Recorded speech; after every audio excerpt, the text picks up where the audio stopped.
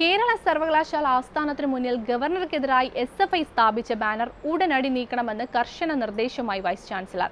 SFI banner ഉടനെ നീക്കണമെന്നാവശ്യപ്പെട്ട് vice chancellor Mohan കുന്നുമേൽ രജിസ്ട്രാർക്ക് ഔദ്യോഗിക നിർദ്ദേശം നൽകി. സർവകലാശാലയുടെ പ്രതിച്ഛായ നശിപ്പിക്കുന്നതാണ് ബാനറെന്നും അതുകൊണ്ട് ഉടനെ നീക്കം ചെയ്യണമെന്നാണ് VC ആവശ്യപ്പെട്ടിരിക്കുന്നത്.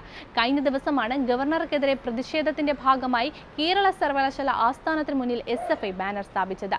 സർവകലാശാല ക്യാമ്പസിൽ 200 മീറ്റർ ചുറ്റളവിൽ അധികൃതർക്കെതിരെ അനൌദ്യോഗിക ബാനർ, ബോർഡ് എന്നിവ പ്രദർശിപ്പിക്കുന്നത് വിലക്കിക്കൊണ്ടുള്ള ഹൈക്കോടതി വിധി നിലനിൽക്കവെയാണ് ബാനർ പ്രദർശനം തുടർന്നതെന്ന് VC ചൂണ്ടിക്കാട്ടി. കഴിഞ്ഞ ദിവസമാണ് ഗവർണർക്കെതിരായ പ്രതിഷേധത്തിന്റെ ഭാഗമായി കേരള സർവകലാശാല ആസ്ഥാനത്തിന് മുന്നിൽ SFI ബാനർ സ്ഥാപിച്ചത്. ബാനർ തിങ്കളാഴ്ചയാണ് സർവകലാശാല ആസ്ഥാനത്തിന് മുന്നിൽ സ്ഥാപിച്ചത്. ചൊവ്വാഴ്ച തൃശൂർ ആരോഗ്യ സർവകലാശാലയിൽ നിന്ന് കേരള സർവകലാശാലയിൽ എത്തിയപ്പോഴാണ് ബാനർ VCയുടെ ശ്രദ്ധയിൽപ്പെട്ടതും തുടർന്ന് ബാനർ മാറ്റാനുള്ള നിർദ്ദേശം രജിസ്ട്രാർക്ക് നൽകിയത്.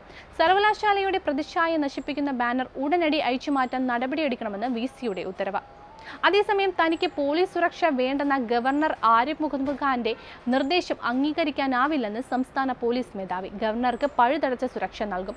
യാത്രാ കാര്യങ്ങൾ രാജ്ഭവനിൽ നിന്നും പോലീസ് ചോദിച്ചു മനസ്സിലാക്കും.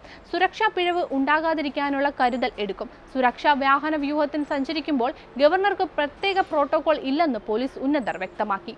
സുരക്ഷ ഒഴിവാക്കണമെന്നാവശ്യപ്പെട്ടുള്ള ഗവർണറുടെ കത്തിനുള്ള മറുപടിയായാണ് അതിന് കഴിയില്ലെന്ന് ചൂണ്ടിക്കാട്ടിയത്. ഇതുൾപ്പെടെ റിപ്പോർട്ട് ചീഫ് സെക്രട്ടറിക്ക് കൈമാറി. Z+ കാറ്റഗറിയിലുള്ള സുരക്ഷയാണ് ഗവർണർക്ക് ഒരുക്കിയതെന്നും നിലവിലെ പശ്ചാത്തലത്തിൽ അത് കർശനമായി തുടരുമെന്നും റിപ്പോർട്ടിൽ ചൂണ്ടിക്കാട്ടിയിട്ടുണ്ട്. ഗവർണർക്ക് നേരെയുണ്ടായ അതിക്രമങ്ങൾക്കെതിരെ വിവിധ പോലീസ് സ്റ്റേഷനുകളിൽ കേസ് രജിസ്റ്റർ ചെയ്തിട്ടുണ്ടെന്നും 7 പേർ റിമാൻഡിലാണെന്നും പോലീസ് പറയുന്നു. തിരുവനന്തപുരത്ത് പ്രതിഷേധിച്ചവരാണ് അറസ്റ്റിലായിട്ടുള്ളത്.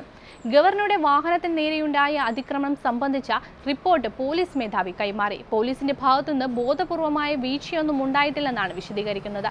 ചീഫ് സെക്രട്ടറി ഇത് രാജ്ഭവന് കൈമാറിയിട്ടില്ല. ഗവർണറുടെ യാത്രാ വിവരം പോലീസിൽ നിന്ന് ചോർന്നുവെന്ന ആരോപണം DGP തള്ളിക്കളയുകയാണ്.